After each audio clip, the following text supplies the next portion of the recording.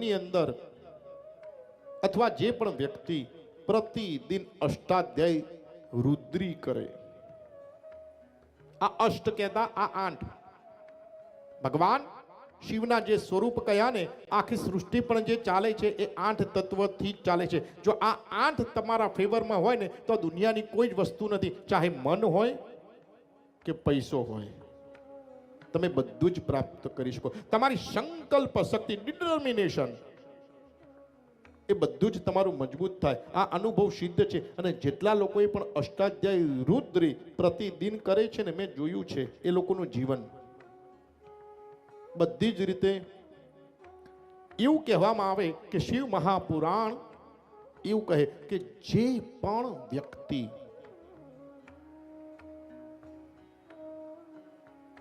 અને જે ઘરની અંદર અષ્ટાધ્યાય રુદ્રી થાય ને, એની માટે આ સૃષ્ટિનું કોઈ જ એવું કામ નથી, કોઈ જ એવી વસ્તુ નથી, કોઈ જ એવી વ્યક્તિ નથી કે એની માટે અશક્ય રહે.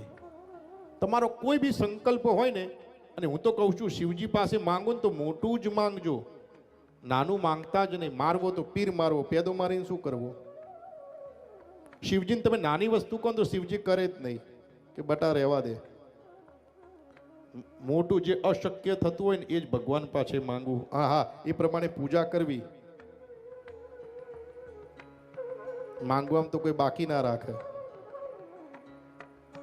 પણ ફર્સ્ટ ડિઝર્વ ધેન ડિઝાયર, એના અનુસાર તમે તપશ્ચર્યા અષ્ટાધ્યાય રુદ્રી તમે કરો ને એટલે 8 તત્વ ત્યાં પૃથ્વી ચાલે.